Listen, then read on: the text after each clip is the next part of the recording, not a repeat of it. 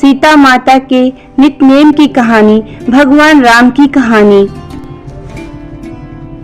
राम आए, लक्ष्मण आए, देश के पुजारी आए, नित्य नेम का नेम लाए। आओ राम, बैठो राम, माखन मिश्री खाओ राम, दूध बतासा पियो राम, सूत के पलका पोटो राम, शाल दुशाला ओढ़ो राम, राम सवारे सबके काम, खाली घर भंडार भरेंगे, सबका बेड़ा पार करेंगे। जय श्री राम, जय श्री राम। यह कहानी सीता माता कहती थी और श्री राम इसे सुना करते थे। एक दिन श्री राम भगवान को किसी काम के लिए बाहर जाना पड़ गया तो सीता माता कहने लगी कि भगवान, मेरा तो 12 वर्ष का नित्य नेम है, अब आप बाहर जाएंगे तो मैं अपनी कहानी किसे सुनाऊंगी। श्री राम ने कहा कि तुम कुएं की पाल पर जाकर बैठ जाना और वहां जो औरतें पानी भरने आएंगी उन्हें अपनी कहानी सुना देना। सीता माता कुएं की पाल पर जाकर बैठ जाती हैं। एक स्त्री आई, उसने रेशम की जरी की साड़ी पहन रखी थी और सोने का घड़ा ले रखा था। सीता माता उसे देखकर कहती हैं कि बहन, मेरा 12 वर्ष का नित्य नेम सुन लो। पर वह स्त्री बोली कि मैं तुम्हारा नित्य नेम सुनूंगी तो मुझे घर जाने में देर हो जाएगी और मेरी सास मुझसे लड़ेंगी। उसने कहानी नहीं सुनी और चली गई। उसकी रेशम की साड़ी फट गई, सोने का घड़ा मिट्टी के घड़े में बदल गया। सास ने देखा तो पूछा कि ये किसका दोष अपने सिर पर लेकर आ गई है। बहू ने कहा कि कुएं पर एक औरत बैठी थी, उसने कहानी सुनने के लिए कहा लेकिन मैंने नहीं सुनी, जिसका यह फल मिला। बहू की बात सुनकर अगले दिन वही साड़ी और घड़ा लेकर सास कुएं की पाल पर गई। सास को वही माता सीता बैठी मिली। माता सीता ने कहा कि बहन, मेरी कहानी सुन ले। सास बोली कि एक बार छोड़ो, मैं तो 4 बार कहानी सुन लूंगी। राम आए, लक्ष्मण आए, देश के पुजारी आए, नित्य नेम का नेम लाए। आओ राम, बैठो राम, तपी रसोई जियो राम, माखन मिश्री खाओ राम, दूध बतासा पियो राम, सूत के पलका मोठो राम, शाल दुशाला ओढ़ो राम, शाल दुशाला ओढ़ो राम।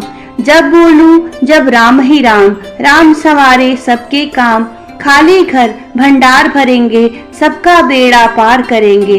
श्री राम, जय जय राम, जय जय राम।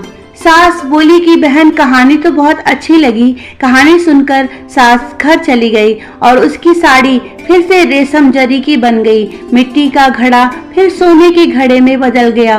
बहू कहने लगी, सासू माँ, आपने ये सब कैसे किया? सास ने कहा, बहू, तू तो दोष लगा के आई थी और मैं अब दोष उतार कर आ रही हूँ। बहू ने फिर पूछा कि वह कुएं वाली स्त्री कौन है? सास बोली कि वो सीता माता थी, वो पुराने से नया कर देती हैं, खाली घर में भंडार भर देती हैं, वह लक्ष्मी जी का वास घर में कर देती हैं, आदमी की जो भी इच्छा हो उसे पूरा कर देती हैं। बहू बोली कि ऐसी कहानी मुझे भी सुना दो। सास बोली कि ठीक है, तुम भी सुनो। और सास ने कहानी शुरू की। राम आए, लक्ष्मण आए, देश के पुजारी आए, नित्य नेम का नेम लाए। आओ राम, बैठो राम, तपी रसोई जियो राम, माखन मिश्री खाओ राम, दूध बतासा पियो राम, सूत के पलका मोठो राम, शाल दुशाला ओढ़ो राम, साल दुशाला ओढ़ो राम। जब बोलूं जब राम ही राम, राम सवारे सबके काम, खाली घर भंडार भरेंगे, सबका बेड़ा पार करेंगे। श्री राम, जय जय राम, जय जय राम।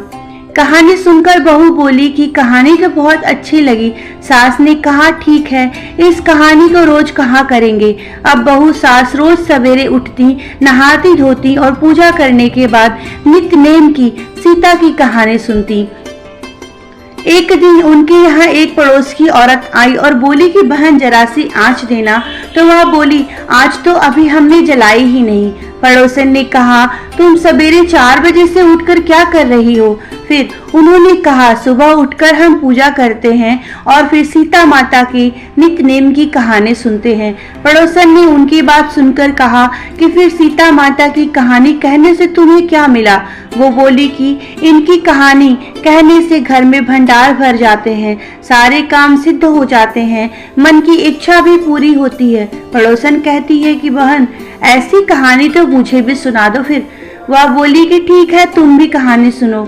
राम आए, लक्ष्मण आए, देश के पुजारी आए, नित्य नेम का नेम लाए।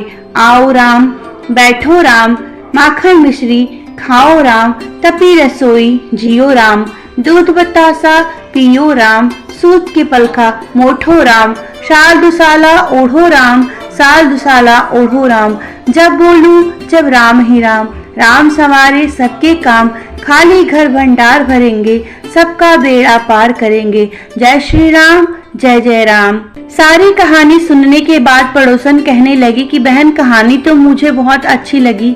अब वह पड़ोसन भी नित्य नेम सीता माता की कहानी कहने लगी। कहानी कहने से सीता माता ने पड़ोसन के भी भंडार भर दिए।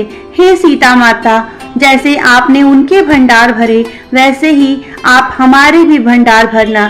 कहानी सुनने वालों की भी और कहानी कहने वालों के भी भंडार भरना। जय सीता माता।